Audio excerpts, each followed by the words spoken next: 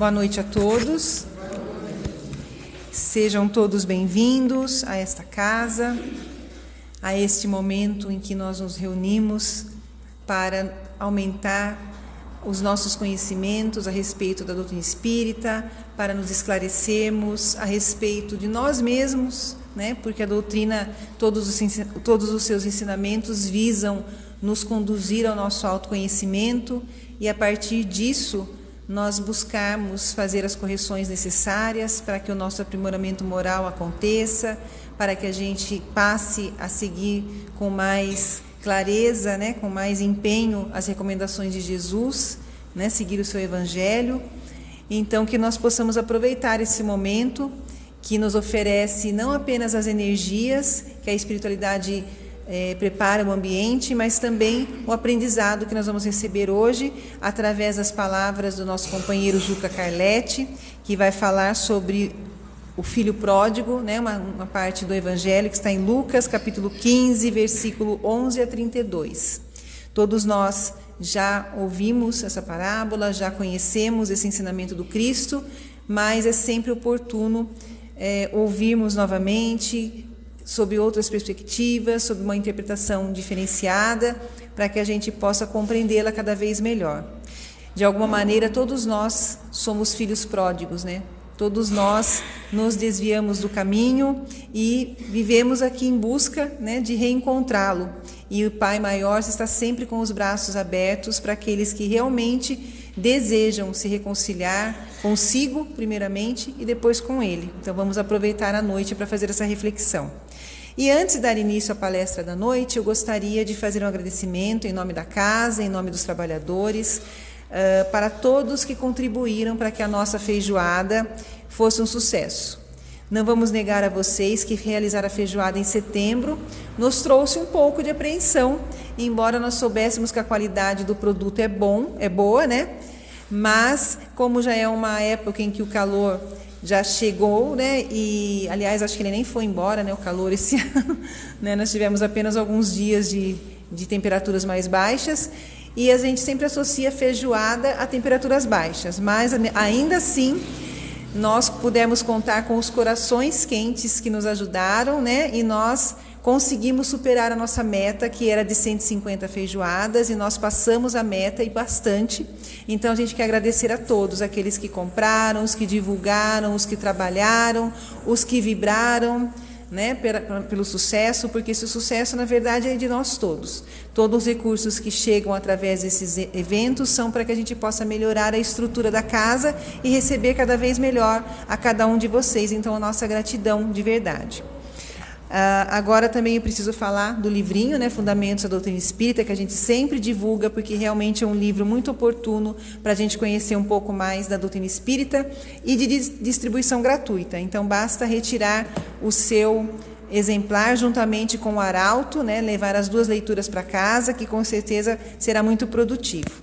Então, dito isso, vou convidar a todos para que a gente cerre os nossos olhos por um instante, para que a gente possa elevar juntos o nosso pensamento a Deus, a Jesus, a espiritualidade amiga aqui presente, agradecer pelas bênçãos recebidas, agradecer pela oportunidade de estar aqui nesta casa de luz, nesta casa que procura auxiliar a cada um que até aqui chega e até aqueles que não estão aqui, porque nós sabemos que através do nosso pensamento, das nossas intenções amorosas, os benefícios também chegam até aqueles que não puderam estar aqui fisicamente. Então, que nós possamos desfrutar da presença dos amigos espirituais nos assistindo, desfrutar da explanação da noite através do nosso companheiro Juca Carletti, que com certeza vai compartilhar conosco uma reflexão maravilhosa e que ao retornarmos aos nossos lares estejamos melhores do que aqui chegamos. Que assim seja. Juca.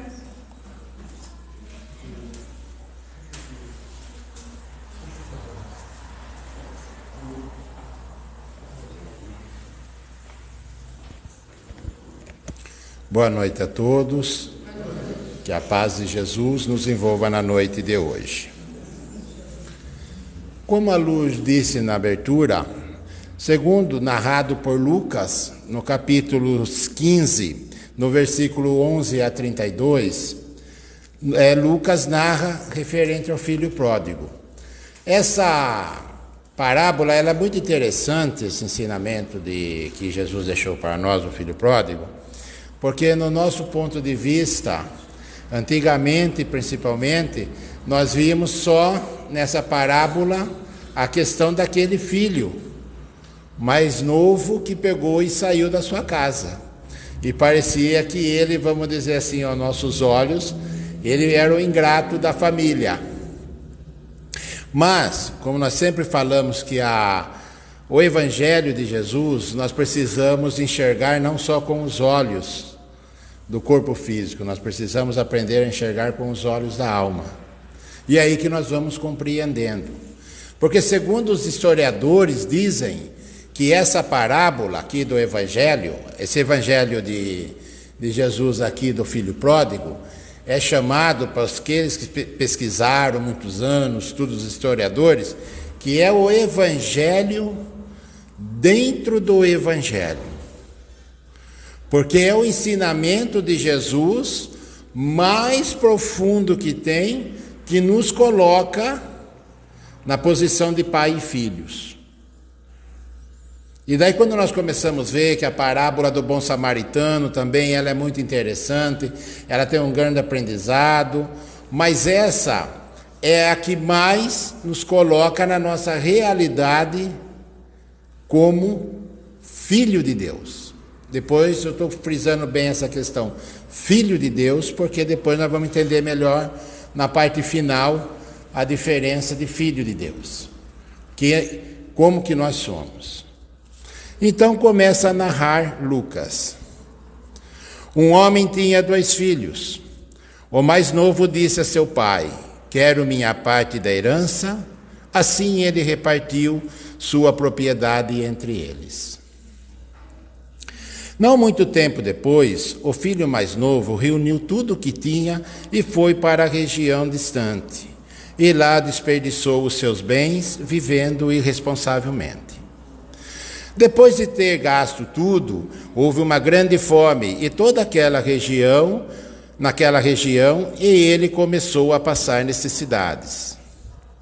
Por isso foi empregar-se com um dos cidadãos daquela região, que o mandou para seu campo a fim de cuidar de porcos. Ele desejava encher seu estômago com vagem de alfarrobas, que os porcos comiam, mas ninguém lhe dava nada.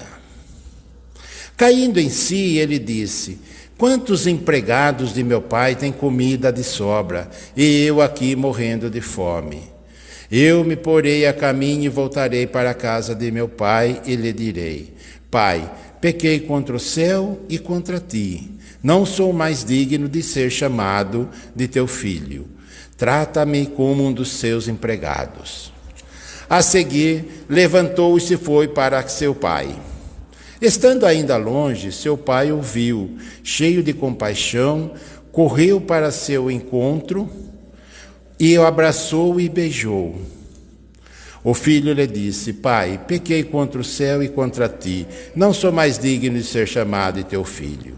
O pai não respondeu. Mas o pai disse-lhe aos seus servos: Depressa, tragam as melhores roupas, vistam nele, coloquem um anel em seu dedo e um calçado em seus pés. Tragam um novilho gordo, matem-no, vamos fazer uma festa e alegrar-nos, pois este meu filho que estava morto voltou à vida, estava perdido e foi achado, e começaram a festejar o seu regresso. Enquanto isso, o filho mais velho estava no campo. Quando se aproximou da casa, ouviu a música e danças. Então chamou um dos seus servos e perguntou-lhe o que estava acontecendo.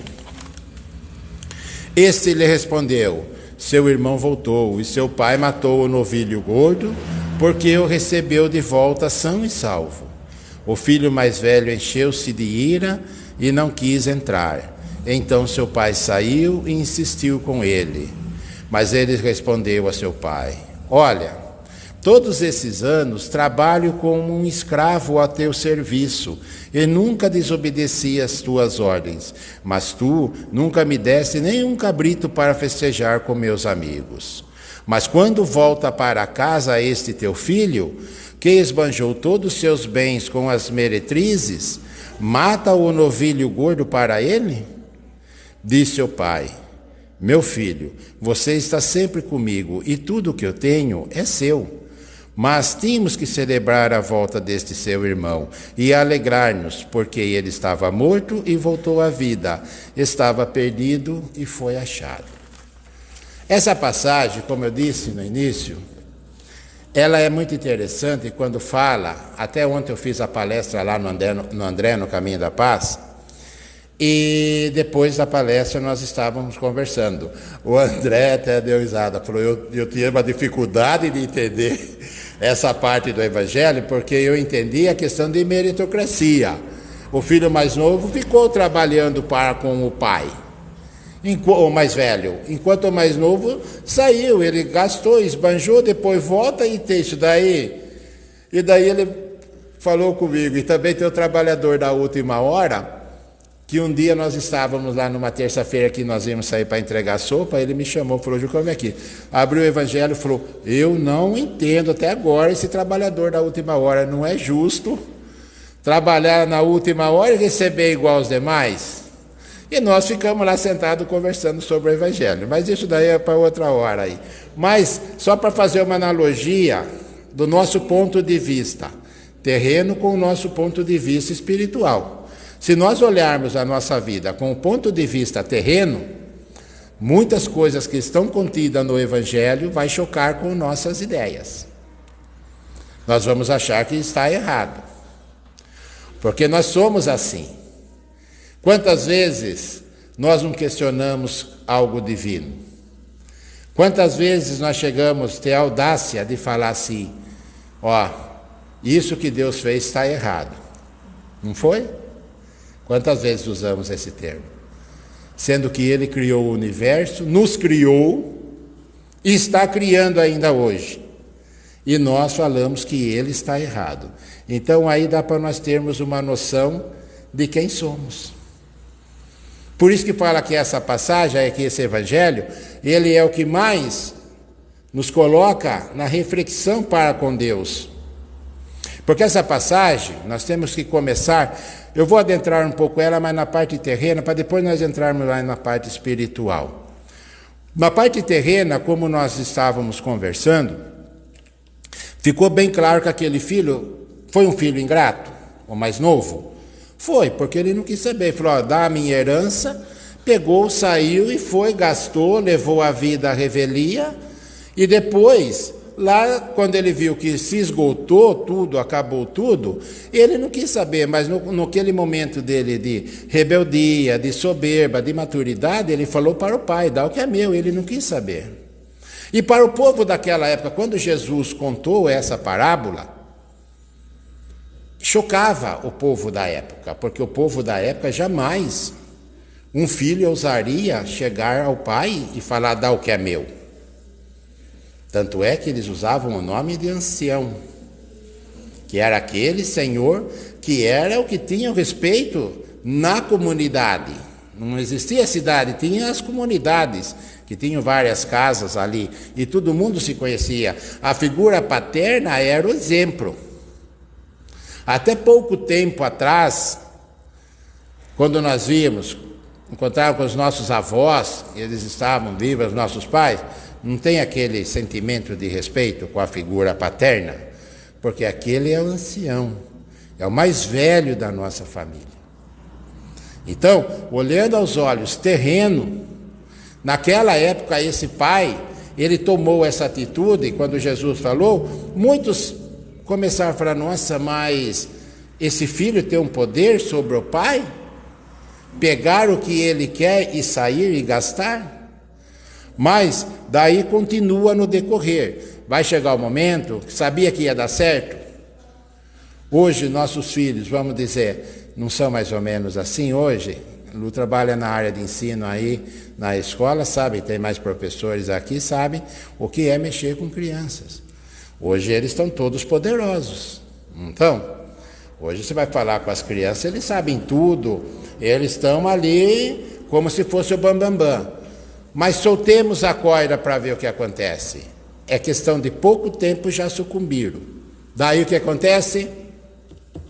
Retorna lá falando para o pai, ó, eu preciso da sua ajuda. Ele não vai falar, não me considere mais como teu filho, mas ele vai retornar e vai falar, olha, eu estou precisando de ajuda. Porque pode ser o que for. Quando um filho, nós também fomos mais jovens, exceto uns jovens aqui ainda, mas nós estamos, a maioria já está meio cabelo branco, meio maduro, já sabe que nós já passamos por essa parte também um pouquinho da nossa rebeldia. Mas nós sabíamos que nós tínhamos aquela figura paterna, o pai e a mãe, que era a nossa referência. E até hoje, aquele que tem os vivos sabe que é. Pode sair, pode ficar bravo, fazer o que for. Mas quando chega o momento de retornar, não tem outro. Hoje eu falo sempre para a Luana, vocês têm centenas de amigos em redes sociais, tudo aquilo. Mas na hora que acorda, coxa, só tem 2 que você vai chegar e vai falar, ó, não dá, preciso de ajuda. Falei, somos eu e sua mãe. Porque é assim a nossa vida. Então essa parábola, quando Jesus começou a mostrar, ainda mais naquela época, era mais difícil, porque como dizia, antigamente não falava, esse é José, filho de fulano de tal. Esse é Maria, filha de fulano de tal. Porque levava essa ligação da questão paterna junto. Porque é como eles viviam naquela época. Mas vamos adiantando, quando chega o momento, ele retorna, o pai o acolhe, naquele momento que o pai faz aquele acolhimento, pode ver que Jesus coloca até uma ênfase assim, o pai correu ao encontro do filho. E sabemos que não, porque jamais um ancião daquela época correria. Mas ele fez aquela analogia para quê? Para mostrar que o pai acolheu o filho. Olha que interessante. E daí pode ver que o pai não questionou. Se fosse nós hoje, será que nós não falaríamos para o nosso filho? Eu não falei que vocês iam dar com o burro na água? Agora voltaram, né? Nós falaríamos isso. Mas aquele pai, ele só falou imediatamente para seus servos, traga a roupa, traga um anel e traga uma sandália. Deem a ele. Olha só a posição daquele pai, que ele não questionou seu filho. Ele poderia falar um monte de coisa, eu já te dei sua parte, agora sinto muito, você já, o que tinha que fazer já fez, mas não, aquele pai acolheu o filho. Ele já começou ali mostrar para o filho, porque ele sabia do sofrimento do filho, porque o filho quando retornou, que já ia retornar pela dor. Ele sabia. Por isso que existe a dor para nós. A dor é um dispositivo que nos desperta para a nossa mudança. Quando nós estamos bem na vida, está tudo bem. Muitas vezes está tão bem a coisa que a gente fala, quer saber? Está tudo tão legal, daí a gente não quer nem ir na casa espírita, a gente não quer nem ir na igreja, a gente não quer nem ir no templo evangélico, nós não queremos fazer nada, porque está tudo certo para nós. Só que quando chega o momento de ajuste, chamado esse mecanismo dor, daí nós dobramos o joelho, daí nós falamos, nossa, ai meu Deus, me ajuda. É o primeiro que nós pedimos, não é? Porque nós falamos, ai meu Deus, quem é nosso pai? Não precisa falar muito, né? E ao esse filho chegar, ser acolhido, tudo, o pai disse para os demais, até para os seus servos lá da fazenda, vamos matar um bezerro, vamos fazer uma festa. Porque para acolher aquele filho, como ele disse, ele estava morto e ressuscitou, ele estava perdido e foi encontrado. Aquele pai não viu o que o filho fez. E esse ensinamento, quando Jesus coloca essa visão, choca, porque será que hoje, com tudo isso daí, há 2000 anos que Jesus nos ensinou, nós estaríamos prontos para fazer o que esse pai fez? Acolher e fazer uma festa para ele ainda? Era meio difícil, né? Ou nós já chegaríamos e falaríamos, tudo bem, pode voltar, mas a partir de agora vai ser assim, você vai fazer isso, isso e isso.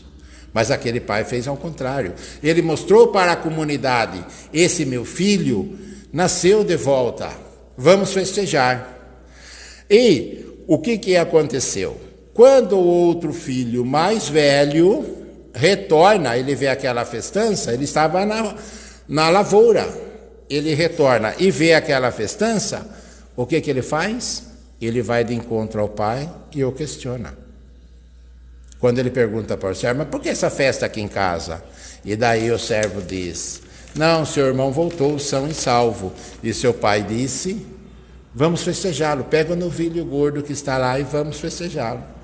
E isso o que aconteceu? Despertou nele uma ira. Por que despertou essa ira nele? Ele, na realidade, ele estava na posição de filho. Ele era um filho mesmo. Ele via aquele pai como um pai. Ou ele despertou nada mais do que nada menos do que sua ingratidão e o seu egoísmo. Porque o pai fala para ele, mas você estava junto comigo aqui, você tinha de tudo aqui comigo. Não sei por que você está assim.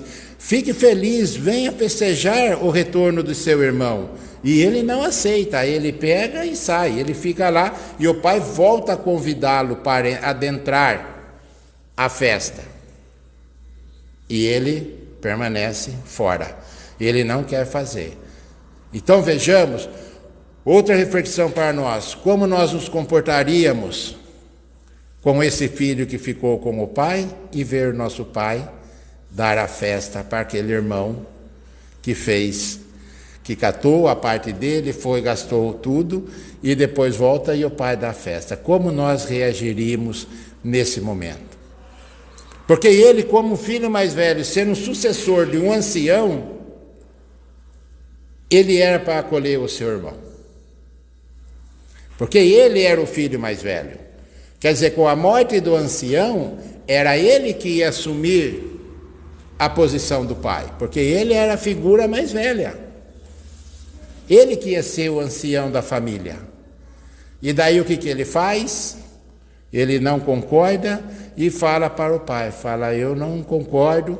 E daí ele vem e diz ainda aquela frase, trabalhei como escravo para vós. Vós nunca me deu um cabrito para eu festejar com meu amigo, com os meus amigos.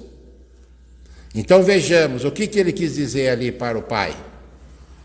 Ele estava querendo algo para desfrutar com os amigos, não desfrutar com quem trabalhava ali na fazenda, com aquele que o servia por seus servos. Não para o seu irmão que retornou. Então vejamos que esse irmão também, que muitas vezes, no decorrer, a gente já ouvimos muitas palestras, muitos comentários dessa parte do Evangelho, e esse filho, ele ficava escondido. Como a Lu disse, para nós refletirmos em cima das coisas, exatamente por causa disso. Porque esse filho, no ponto de vista, o que nós falamos? Mas aquele ali é o filho pródigo, ó. Aquele ali, até, parece que hoje já diminuiu um pouco, mas antigamente nós não falávamos, numa família que tinha dois, pelo menos um era ovelha negra, nós não falávamos, aquele ali é a ovelha negra da família, porque aquele ali é assim, e não é ovelha negra. Se ele está junto com nós, é o pródigo. Se ele está junto com nós, é isso que nós temos que reconhecê-lo como irmão. Porque não é filho do mesmo pai. Então, ele não via o seu irmão como um irmão que, infelizmente, teve uma atitude que não foi feliz. Quando nós analisamos, agora começando a entrar um pouco, adentrar na parte mais para o lado divino, nós remete à parábola do fariseu e do publicano. Olha que interessante. Se nós analisarmos a parábola do fariseu e publicano, é a mesma coisa, os dois sentidos. O publicano é aquele filho mais novo, que pegou, saiu, não teve responsabilidade, se afastou de Deus, e o publicano vem, o que o publicano fala? Na parábola lá do fariseu e publicano. Senhor, apiedai-vos de mim que sou um pecador. E não tinha força sequer para erguer os seus olhos ao alto, pedir perdão a Deus. E quando nós vemos o fariseu, era o sinônimo do quê? Do egoísmo. O fariseu vem e fala o quê? Ó Senhor, eu que pago meus impostos, eu que sou uma pessoa estudiosa, eu que faço tudo correto, dou meu dízimo, não sou que nem aquele publicano. Não era isso a parábola? E esse fariseu nada mais é do que o filho mais velho, que questionou o pai. Que ele falou para o pai. Ele não falou? Mas o senhor pegou, não fez nada para mim, eu trabalhei, o senhor não deu nada. Era a pessoa do fariseu que dizia que se titulava orgulho, egoísmo tão grande, como se ele estivesse correto. E daí que nós começamos a refletir nessas duas tipos de filhos, vamos dizer assim, e nessa figura de pai, que esse pai simboliza Deus. E esses dois filhos simbolizam nós, que somos filhos de Deus. Daí, mais um questionamento entre nós. Hoje, na nossa vida, nós estamos mais para o pródigo, que se arrependeu, estamos buscando nos encostar mais, se aproximar mais de Deus, ou nós somos aquele que nós pegamos e nós achamos que estamos já fazendo de tudo e que Deus está faltando para conosco. Como nós estamos hoje. Porque muitas vezes, como eu disse já, comentei ontem lá, André, muitas vezes essa questão, nós não podemos, que Deus, Ele não vê pelo que fazemos. Deus nos vê por quem somos. Porque o fazer é fácil. Posso vir aqui na casa, dar passe, fazer palestra, faz curso, dá curso, faz atendimento, entrega um alimento, faz tudo isso daí. Beleza. Mas a minha conduta não condiz de quem sou. Então não adianta eu fazer todas essas partes e faltar a essência que sou. Porque é aí que Deus nos vê, o quem somos, não o que fazemos. Ah, mas então não é certo fazer esses trabalhos, principalmente o espírita que gosta muito nessa parte social? Sim, devemos fazer. É necessário para nós aprendermos, é uma oportunidade que Deus nos dá para aprendermos, refletirmos, sermos gratos de tudo que temos. E o que sobra tanto para nós doarmos. É essa a oportunidade que nos dá para trabalharmos. Nós não podemos associar muitas vezes aquela história que fala assim, mas você é uma pessoa que faz tanto trabalho, você é uma pessoa tão boa. Não é boa. É uma pessoa que está fazendo algo, também tem que aprender aquilo. Porque ele está em débito com aquilo. Então você tem que fazer para que você consiga despertar o olhar ao próximo. Porque o resumo de toda essa parábola desse pai já dá para antecipar o resultado. É o amor. Independente da posição dos dois filhos, os dois ele acolheu por igual. Ele não questionou o primeiro que chegou, que retornou, e nem aquele que foi contra ele. E ele convidou os dois. Venha, vamos participar da festa. Foi isso que ele fez. Que quando esse ancião, ele chega e disse aos seus servos, traga a roupa, o anel e a sandália, essas três coisas que ele cedeu para o filho, ali foi a resposta que ele deu para o filho. Porque quando ele disse, traga a roupa, a vestimenta, ele quis dizer para o filho, retorne, você é meu filho, toma a minha veste para você. Você está de volta ao seio da minha família. Quando ele disse, toma uma aliança, porque quando eu li esse daqui, falei, uma aliança, né, que simbologia. Mas o que é o sentido da aliança? Não é a união? Quando casamos, nos damos aliança. Quando nós vemos as Olimpíadas, os arcos são as alianças, que são os continentes que se unem. Daí o que ele quis dizer? eu estou com você. Retornou, deu a veste e falou, você é meu filho. Ele trouxe o filho de volta. E com a aliança ele falou, a nossa fidelidade novamente retorna, nós estamos juntos. Essa união. E daí ele conclui o mais importante, a sandália. Porque quando ele dá a sandália, é o sentido, o ensinamento do recomeço. Que ele falou, você vai recomeçar a caminhar, filho. E é assim que Deus faz conosco.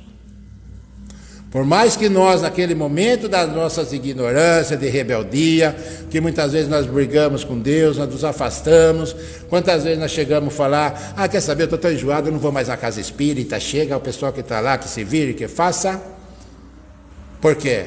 Ignorância e rebeldia, somente isso, e egoísmo. Porque nós nos colocando na posição de filhos de Deus, é diferente. Nós vamos compreender essas situações. Porque aquele filho que retornou, ele compreendeu. Aquele que já estava, mas ele não entendia ainda esses ensinamentos, para ele estava com outro objetivo junto com o pai. Na cabeça dele, meu irmão foi embora, agora é tudo meu. Meu pai já deu a parte para o meu irmão. E quando ele viu, tanto é de matar o novilho, ele já se rebelou. Só de matar o novilho, quer dizer, falou, agora ele vai levar o restante das propriedades. Então vejamos que como que é interessante essa reflexão quando nós falamos desses dois filhos, exatamente sobre isso daí. Porque muitas vezes, quantas vezes Deus nos deu a roupa, a aliança e a sandália para nós? Quantas vezes nós já não recebemos? Quantas vezes nós já saímos? Quantas vezes já ficamos daquele filho mais velho, aquele simbolizado pelo fariseu, batendo no peito, falando que somos bons, que somos justos, que somos honestos, que somos merecedores, e na realidade, tudo por fundo com uma intenção. Porque os Espíritos dizem para nós, quem que vai nos julgar é Deus? Não. Quem vai nos julgar é nós mesmos, a nossa consciência. Então, ao retornarmos, é a nossa consciência que vai fazer nós refletirmos o que fizemos pró, o que fizemos contra. É a nossa consciência. Não fala que a consciência é o Senhor da razão? É isso que vai acontecer. Mateus, no Evangelho de Mateus, de 21 a 30, ele falava que uma frase bem interessante, que os publicanos e as meretrizes precederão o reino dos céus. Jesus dizia, e narra Mateus, no seu versículo 21 a 31, que as meretrizes e os publicanos, que é aquele que se arrependeu, que seriam o que herdarão o reino dos céus.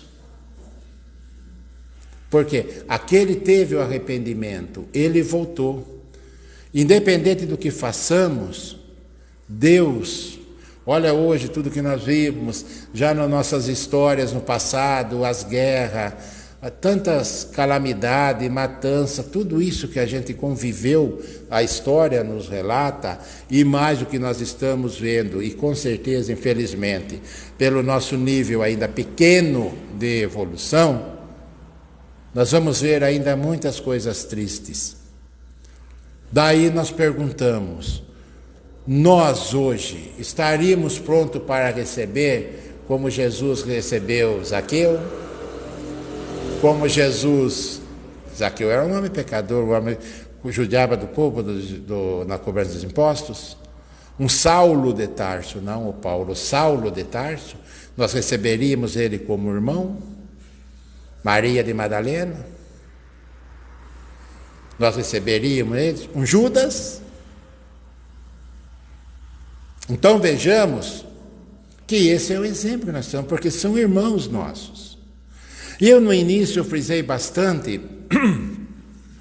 a questão filho de Deus e depois a questão servo. Porque muitas vezes nós ouvimos falar que nós somos servos de Deus.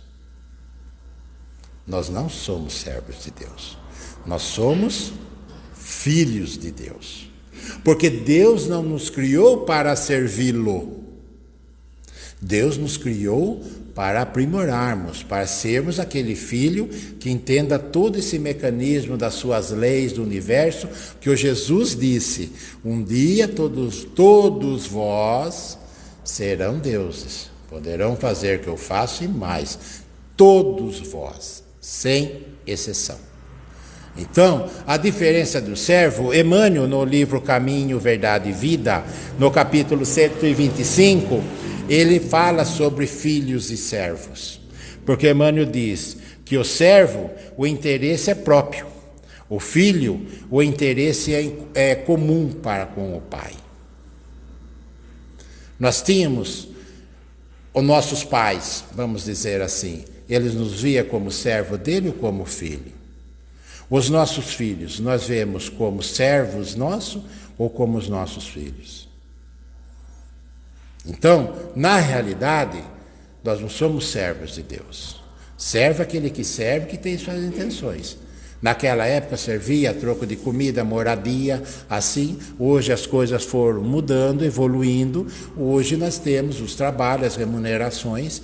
Mudou, porque faz parte do processo evolutivo. Mas a questão de servo e filhos, nós somos filhos de Deus. E é isso que o Pai espera de todos nós. É por isso que, por mais que façamos algumas coisas que ainda não está de acordo, porque ainda somos bem teimosos nas nossas ações, nas nossas falas, muitas vezes, nós ainda acreditamos que nós estamos certos, que nada mais é um fruto do nosso egoísmo, do nosso orgulho, porque quem de nós tem a certeza de tudo? Dá para bancar esse jogo? Eu falo por mim, não. Eu não tenho certeza de tudo. Por quê? Eu ainda também sou um espírito de terceira ordem. Eu também sou um espírito que estou num processo progressivo. Posso ter a intenção de acertar? Sim. Mas ainda acerto tudo? Não. Aquilo que eu falo, que a gente sempre gosta, logo chega um período aí de final de ano, que a gente sempre comenta assim: ai, que gostoso, final de ano, Natal, toca aquela musiquinha, põe o enfeitinho, põe o Papai Noel de pendurado ali, de ponta cabeça, na árvore, tudo aquilo, né? Assim, panetone, a Lu já foi no panetone, olha o pensamento da Lu. Então nós fazemos tudo isso daí, fica aquele climinha gostoso, quanto uma semana, duas, passou, esfria tudo, o nosso orgulho flora novamente, o nosso egoísmo fica tudo dentro das normalidades e continuamos a nossa caminhada. Eu, nas minhas preces de final de ano, quando é específica agradecendo, eu só tenho a agradecer e peço para a espiritualidade, para Jesus, que me auxilie, que eu erre quanto menos. Porque eu sei que eu vou errar em determinadas situações. Porque eu ainda tenho as minhas falhas, eu não tenho o conhecimento de tudo, não tenho essa bagagem. Então, nós sabemos que a nossa caminhada vai ser de acertos, vamos buscar acertar? Sim. Quantas vezes na nossa vida não erramos por vontade de acertar, nós acreditando que aquilo estava certo e depois não era aquele caminho. E às vezes vem um e fala para nós: será que vai dar certo isso? Não, dá certo, eu tenho certeza que isso dá certo. Daqui a pouco, bufe. Não é verdade? E daí nós fazemos o quê?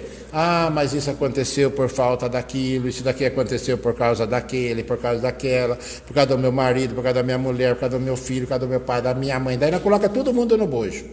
E daqui a pouco começa, quando não escapou a turma daqui de baixo, nós começa. Ah, mas também a espiritualidade não deu nenhum toque para nós, não. Deixaram nós na mão. É o que nós falamos. Daqui a pouco não aperta Jesus. Mas cadê Jesus? Fala que nosso irmão que é para nos ajudar, deu no pé. E Deus, então onde ele está? Daí nós fazemos isso porque nós achamos que nós somos merecedores. Daí quem que nós somos? O filho mais velho. Aquele filho mais velho rebelde que questiona achando que está certo. Que ele não respeitou, a intenção do pai. Ele não respeitou o amor que o pai colocou para eles. Porque o pai podia ter falado para ele: não, eu vou dar a festa para ele que retornou. Você já está aqui, tudo bem, quer entrar? E se você não quer, fica aí fora e boa. E a parábola não comenta. Ou Lucas deixou, esqueceu o que Jesus falou, não sei, mas não fala a continuidade desse filho mais velho. Só fala que o pai o convidou para adentrar, mas não fala que o filho adentrou ou não adentrou. Ou ele está até agora lá sentado lá no canto lá e falou: não, vai acabar de comer esse novilho aí, vamos ver depois, vai acabar a festa, vamos ver o que vai acontecer. Então é assim. Então vejamos, e Paulo de Tarso, ele diz uma passagem interessante também no seu evangelho, que ele fala que o período nosso aqui da terra, esse tempo nosso aqui, são degrau, que é para nós galgarmos a vida divina, para nós subirmos os degraus, porque essa estadia nossa aqui na terra, exatamente a nossa evolução. Quando eu li isso daqui, eu achei interessante, eu falei: nossa, essa passagem, acho que todos nós já vimos, aquela imagem daquela escada, que sai geralmente na beira-mar, e ela vai sair na forma curva assim, e vai terminando lá no céu lá. Quer dizer, é uma simbologia que Paulo de Tarso coloca aquilo. É esse período que nós estamos. Depois eu entendi aquela. Quando eu fazia curso de pintura, eu comecei a fazer essa tela minha, está lá no meu porão lá. Tá, eu comecei a desenhar essa escada e achava fantástico. Quando tem uma dessa bonito, não é um lugar legal de ver, de ir, aliás, não de ver, de ir, que é lá na funerária ali da Bill. Certo, um quadro lindo lá daquela escada. Eu fui lá porque o meu sobrinho tinha falecido, e lá eu olhei esse cara e falei: nossa, que coisa linda essa daí. Mas só colocar é meio xarope, né? Eu não gosto de mas passar na frente ali. Mas tem lá essa escada. Então quer dizer, aí que Paulo de Tarso faz essa analogia com essa escada para nós. E também Mateus fala: o que é transitório é para nos transformar. E nós aqui encarnados, nós fazemos ao contrário. Nós usamos aqui o que é transitório para nós desfrutarmos.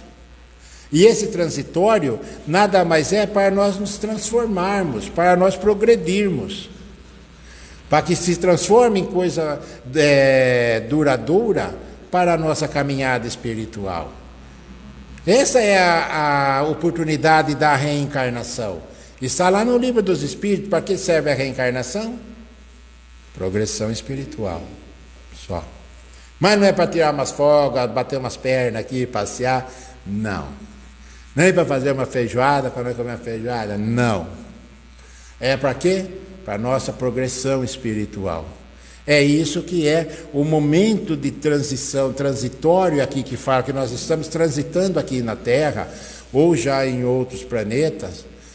Aí, essa é a maior oportunidade que Deus nos concede, para que nós possamos fazer o quê? Nos aprimorarmos. É por isso que Jesus deixou assim, tão fantástico que todos os seus ensinamentos que ele deixou para nós, ele buscou alegorias da parte da natureza ou do nosso dia a dia, porque é o que mais nos aproxima, como os historiadores disseram.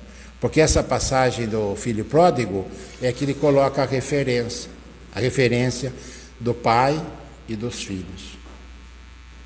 Tem uma certa analogia com a parábola da ovelha perdida.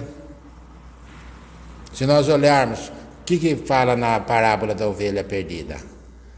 O pastor ficou olhando aqui enquanto o outro saiu procurar aquela que estava desgarrada. Qual que era a lógica da coisa? Mas está aqui, tem um monte aqui, vamos embora, uma só, deixa aí de comida para os bichos aí na floresta. Não, o pastor não saiu atrás daquela ovelha. A parábola da dracmas perdida, que é aquela mulher que perdeu a moeda, daí o que ela teve que fazer? Buscar a luz, acender, varrer, para encontrar a moeda.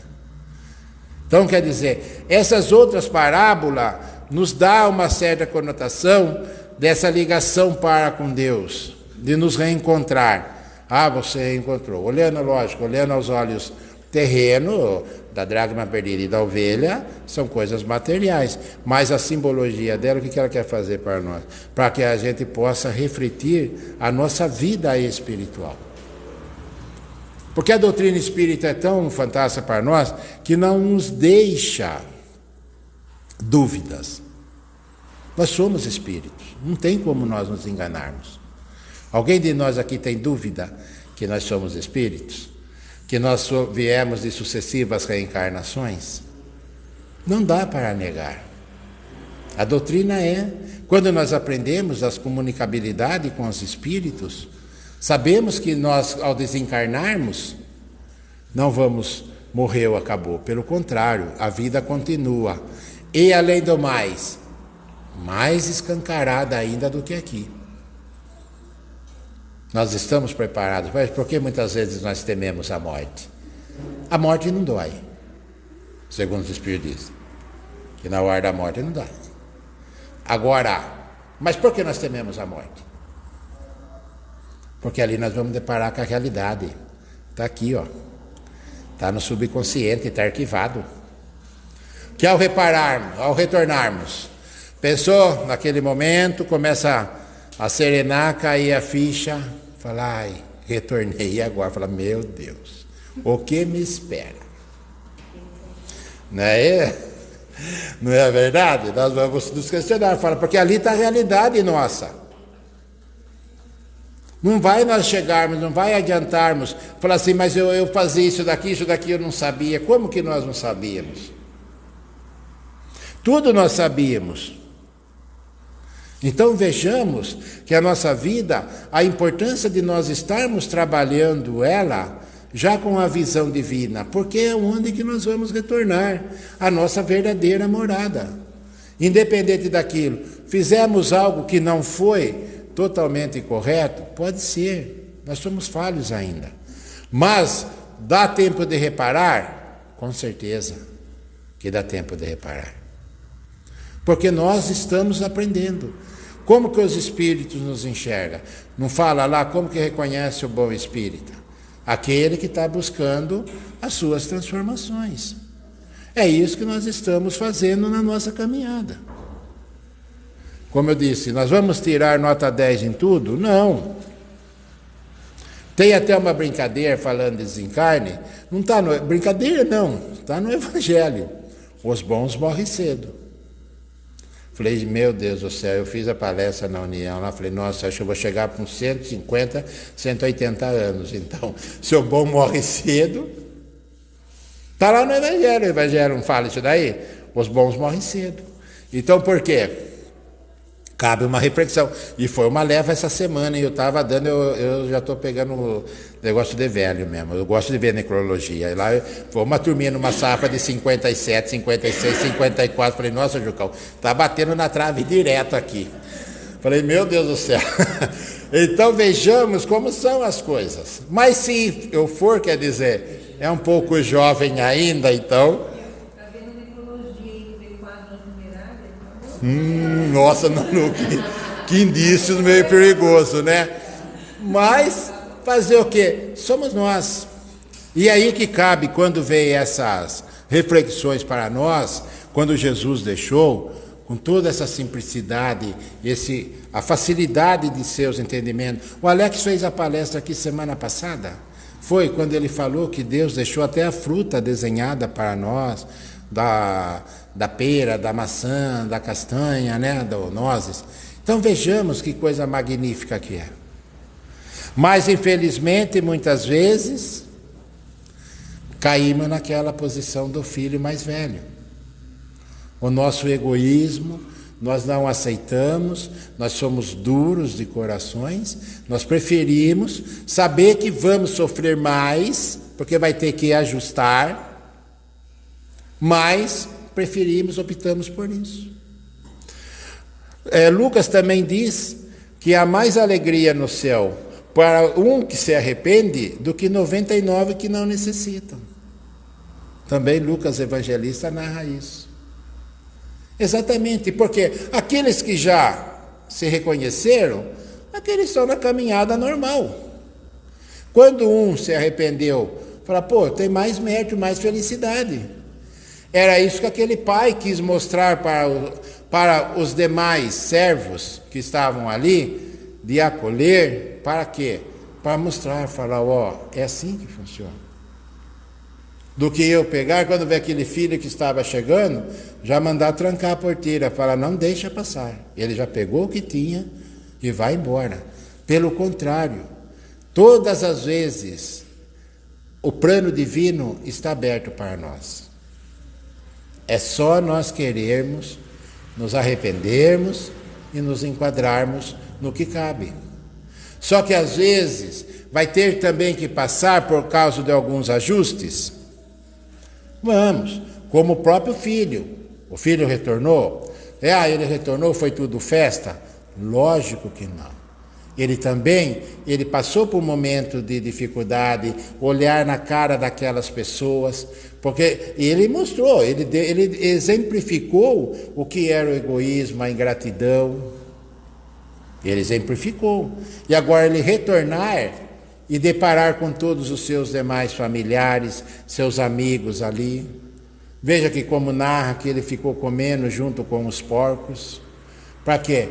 Foi o que ele tinha que passar. Não foi simples também o retorno dele. Porque também parece que a hora que chegou virou tudo festa, né? Vamos fazer churrasco. Não foi bem assim. Ele também teve aquele momento dele de reflexão. E tudo que o pai passou para ele, o pai mostrou para ele que ele tinha que continuar ainda. Não falou para ele, você vai pegar, está aqui novamente, o que se precisar nós vamos dividir tudo. Não, recomece. Quer dizer, o que é o recomeço? Qual que é o recomeço na nossa vida sempre?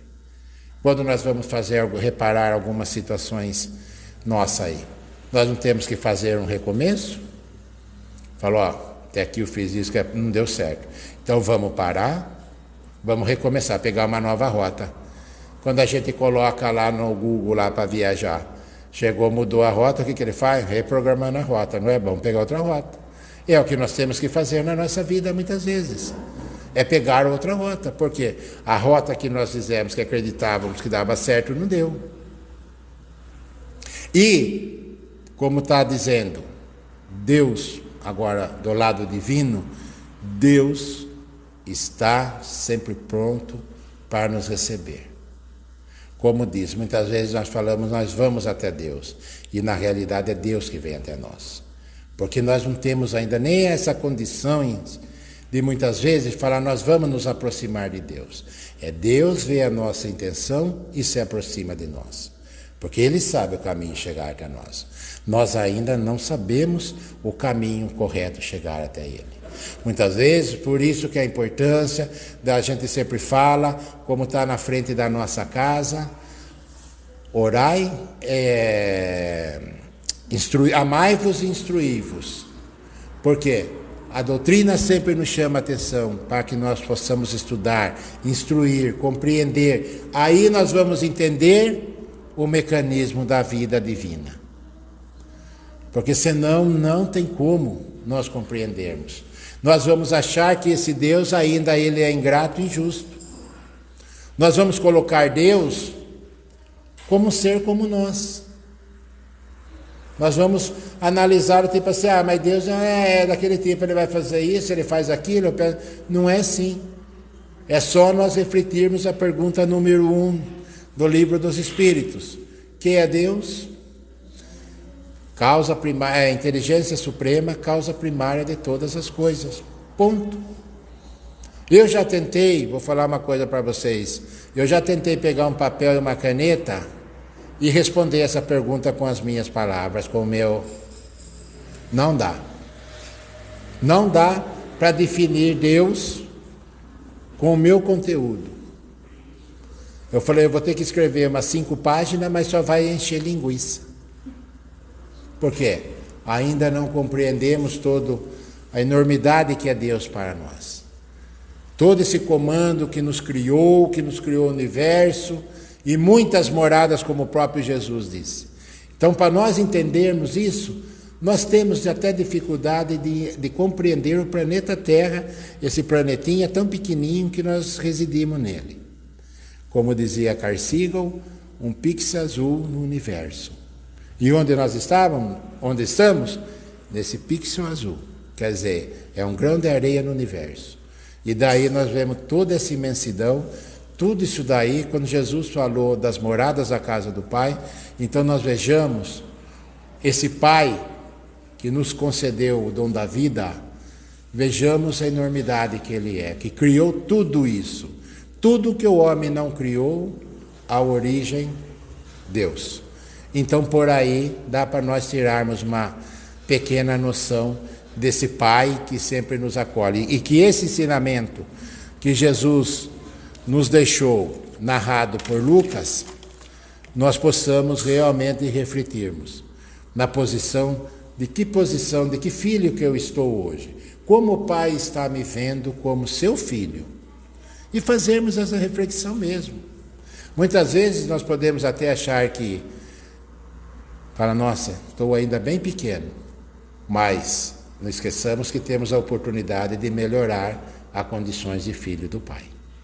Porque a cada dia Ele nos dá uma oportunidade. Todos os dias. Tem dia que a gente fala assim, parece que não teve nada. Teve. Nós tivemos a nossa participação. Então cabe a nós refletirmos nessa posição de filho, e se a gente voltou, às vezes, a doutrina espírita, ainda ela é assim, pode ver pelo tamanho das casas espíritas, não necessita ser tão grande. Sabemos lá que nós não somos um desses filhos pródigos, que hoje nós estamos retornando para casa. E nós estamos sendo amparados, porque hoje nós temos todo amparo, todo auxílio. Resta dúvida de tudo de bom que nós recebemos aqui na casa? É só nós virmos com o coração aberto que nós sentimos tudo que nós recebemos aqui. Ah, mas não parece, eu não senti nada. Sentimos. Nós estamos sendo assistidos. Senão, não teria lógico de nós estudarmos e abrirmos a nossa visão para o mundo invisível que está aqui presente com nós. O mundo invisível está presente com nós aqui agora. Se alguém tiver vidência, vai ver. Eu não tenho. Mas para quem tem, ele vai ver. Então, olha que conforto, que gostoso. E muitas vezes a pessoa fala assim, você tem medo de espírito? Ah, eu tenho medo de espírito. E quantos estão aqui nos envolvendo? Ah? Vê que simplicidade? É só abrirmos a cabeça, entendermos, daí nós vamos entender essas duas situações desses dois filhos, tanto aquele que retornou e como aquele que ainda questionou o seu pai. Esse é o ensinamento para a reflexão da noite de hoje. Eu queria mais uma vez agradecer, lógico, a Deus, porque essa oportunidade foi Ele que está nos concedendo de estarmos aqui, porque Ele nos criou. Então que não sejamos servos, que sejamos filhos de Deus. Por menor que sejamos, aquele filho às vezes rebeldinho, mas que nós tenhamos essa plena consciência que todos nós, sem exceção, somos o Filho de Deus. E agradecendo também a Jesus, a espiritualidade, aos nossos mentores, aos irmãos afins, o que coordena essa casa, e agradecer em nome da diretoria da casa a Lu, que é a Lu que faz a programação dos palestrantes. Não estava programado para eu, né, Lu? Era outro, mas infelizmente os dois tiveram complicações e, como diz o ditado, quando não tem cachorro, vai com gato. Então falou, vai com Juca, é o que tem para hoje, tá certo? Tomar. Então, que o amor, a paz de Jesus e todo auxílio e amparo da espiritualidade permaneça conosco hoje e sempre. Que assim seja.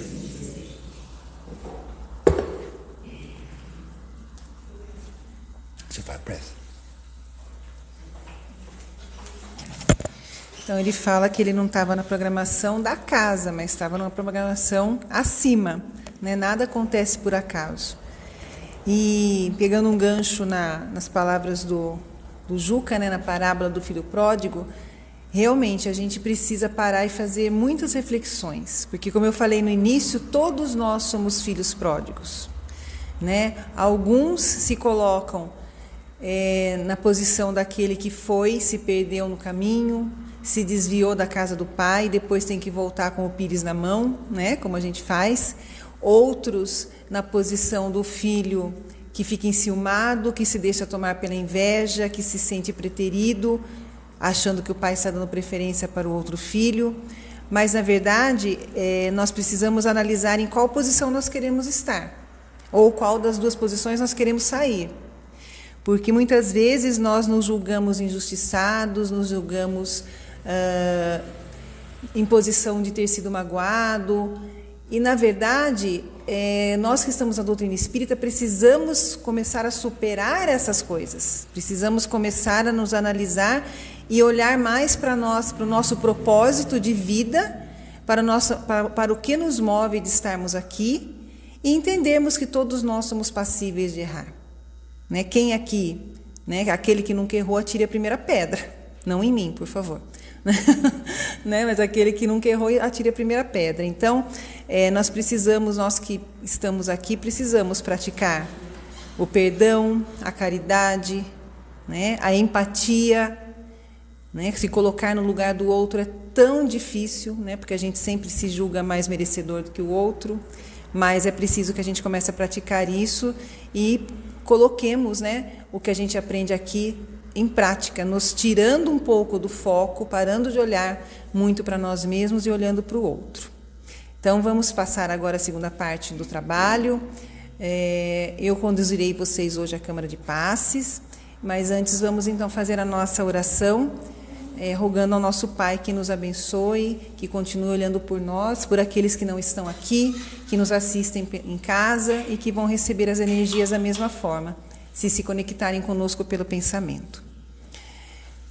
Senhor Jesus, nosso Mestre, espiritualidade amiga aqui presente, nós agradecemos pela oportunidade desta reflexão a respeito das palavras do Mestre Jesus, que trouxe a nós todos a oportunidade de autoavaliação. Todos nós sabemos o quanto é difícil mergulharmos dentro de nós mesmos, procurando as nossas falhas, as nossas más inclinações que nós carregamos, mas o quanto isso é necessário para que possamos fazer as correções.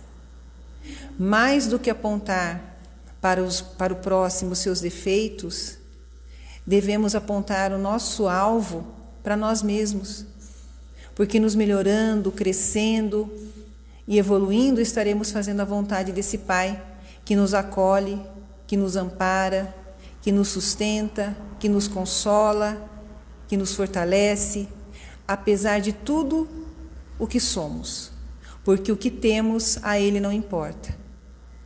Ele espera que nós continuemos fazendo a cada dia os maiores esforços para nos tornarmos melhores do que fomos ontem. E que amanhã nos esforcemos ainda mais para sermos melhores do que somos hoje. E é com esse sentimento de gratidão pela oportunidade que temos de sermos estudiosos dessa doutrina libertadora, é que nós encerramos o trabalho de hoje, é que nós agradecemos pela oportunidade recebida e é que nos comprometemos a cada dia a superarmos as nossas limitações, compreendermos as limitações dos nossos irmãos e dessa forma possamos avançar a cada dia em direção ao nosso propósito maior, que é evoluir e podemos contribuir, mesmo que minimamente, pela evolução daqueles que caminham conosco. Que assim seja.